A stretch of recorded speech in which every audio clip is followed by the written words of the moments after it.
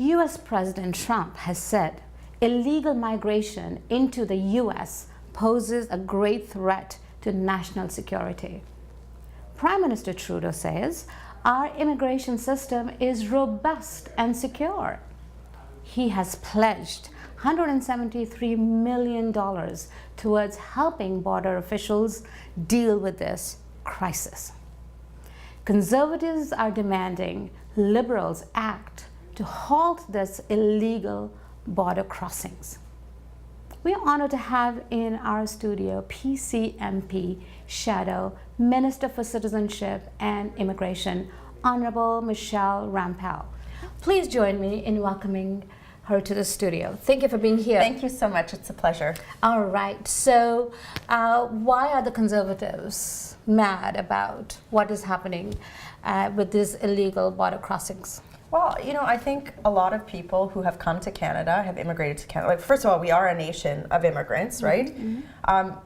People who have done that have played by the rules. They've, you know, built a life here in Canada, have built our country. I think a lot of people who have made that journey through legal channels are looking at this and going, this isn't fair, mm-hmm. right? Mm-hmm. What we have here, and if you'll indulge me, I'll just explain the situation a little bit. So what's happening is Canada and the United States have an agreement. Mm-hmm. It's called the Safe Third Country Agreement. Mm-hmm. And what that agreement says is that if somebody comes to the United States and makes an asylum claim, right, so a claim for protection to enter the country as essentially a refugee, that they're not going to cross the border into Canada and make a similar claim, right? So the agreement prevents people from doing that, so that it's essentially saying when you've reached either Canada or the United States, you're in a safe country, you don't need to make a claim in the other country's asylum system and bog it up, right? Yes.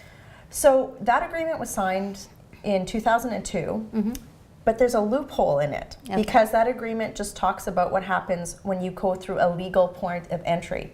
So what's happening is, because it's silent on what happens when people illegally enter the country, it's allowing people who have already reached the United States, a safe country, to then cross the border into Canada illegally and make an asylum claim as well. So the problem with this is that Canada only has so much capacity, as we should, to process these claims on an annual basis. And in the meantime, because there's a backlog in this processing, the minute somebody comes to Canada, they can have access to our healthcare system, to work permits, to social programs. And a lot of people, I think, look at this and go, okay, well, wait, there's many people who are trying to sponsor family members into the country right now. They're waiting years to do this. I think there's a valid question to be said, well, how come somebody can just illegally walk into the country and basically skip the line, right? That's right. And so that's why we're concerned about this. We're concerned that it's not fair for people that are, you know, going through family reunification right now. We're also concerned that because it's not planned, like you want to make sure that immigration is planned. So if you're bringing people in through an economic stream, that it's meeting the needs of the Canadian economy. But if you're bringing somebody in as a humanitarian immigrant, that we also have the social budget provided for our social services, right?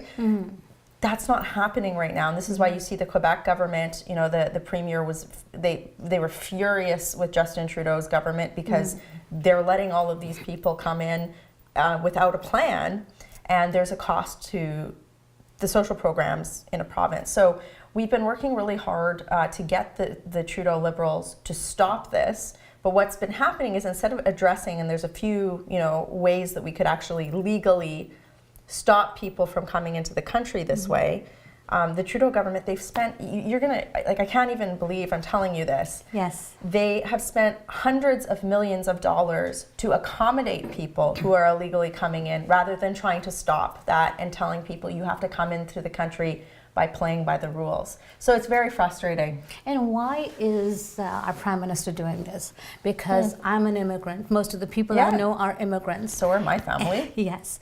And we came through the legal channel. We went through the system. Yeah. And I think that was good. And I think that is what is most confusing, as you mentioned earlier also, is that why are people, you know, who are breaking the law, basically, right? Because if it's not. So why is our government encouraging illegal behavior? You know, it's a great question for Justin Trudeau, right? I think a lot of people who voted Justin Trudeau in expected a lot better from him. I don't know. There's actually a simple way that Justin Trudeau could fix this. So you know that agreement I was talking about? That's right. All he would have to do is designate the entire border, and I'm not talking about like building buildings on it or anything like that, but just a legal definition that designated the entire US-Canadian border as an official point of entry for the purpose of applying that agreement. Essentially, just on paper, closing that loophole. And what that would mean is that if somebody illegally, because when somebody illegally enters the country, right, they are arrested, they're apprehended, and instead of being taken to make an asylum claim, it would be, we are returning you to the United States because you cannot, there are exceptions, but come in through proper channels. I think that that's very reasonable. And I do not know why they won't do this. I forced a vote in the House to do this and they voted against it.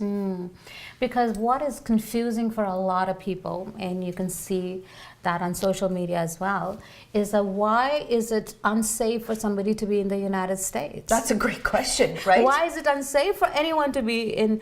People are, you know, doing anything possible to be in that great country. Right. Right? So why would, what is, like, nobody is shooting anybody, nobody is doing anything. Well, the point that we want to make is that the United States has an asylum claim system that is generous, it's compassionate. This is why we put the safe, and it was a Liberal government actually that signed the Safe Third Country Agreement to begin with. So, you know, many people are talking about different factors in the US. It's really about the asylum claim system itself, right? So what's interesting is that Justin Trudeau's government, they're trying to have it both ways, right? So they're saying we support the Safe Third Country Agreement, but they're not enforcing it. So, because they're allowing people to go in illegally. So it's, I think they're almost trying to have it both ways. But it can be. But you can't, and again, I don't think there would be any reasonable human being in Canada that would say this is the way to manage immigration. Like there's no plan. And again, like you have to talk about the sustainability of these programs, and you talk about it through a plan. Right? I'm sorry, like it just seems so basic to me. So it's been very frustrating. I hope people will express their concerns, especially to Liberal MPs. Yes, and this also poses a national security threat to Canada as well, right? Because when you're coming in as an asylum seeker, the criteria of vetting those people is totally different from as if somebody is coming from as an immigrant. Well, I want to be clear, like security screening does happen, but there's, you know, we have some concerns that we raised in the House this week because the volume is so high that my colleague who, he's a Quebec MP, and of course this is an issue that's very, very urgent in Quebec because this is where a majority of the crossings are happening, but he raised the issue that, you know, we've heard from border services agents from the RCMP who've kind of talked to us off the record, and I think that there are public documents that show this, that the amount of time that these agents have been instructed to spend screening has really been reduced. The other concern that I have is that the screening that happens when somebody is apprehended at the border or after they've made an asylum claim, that first step of screening, you know, essentially you're just looking to see if somebody's name pops up on an international database, right? And I mean, that's not a deep, thorough vetting. And also, you know, we have to look at many people that come, how do you verify your identity? And that's the reason why we have a second process, which is called the Immigration Refugee Board hearing for refugees.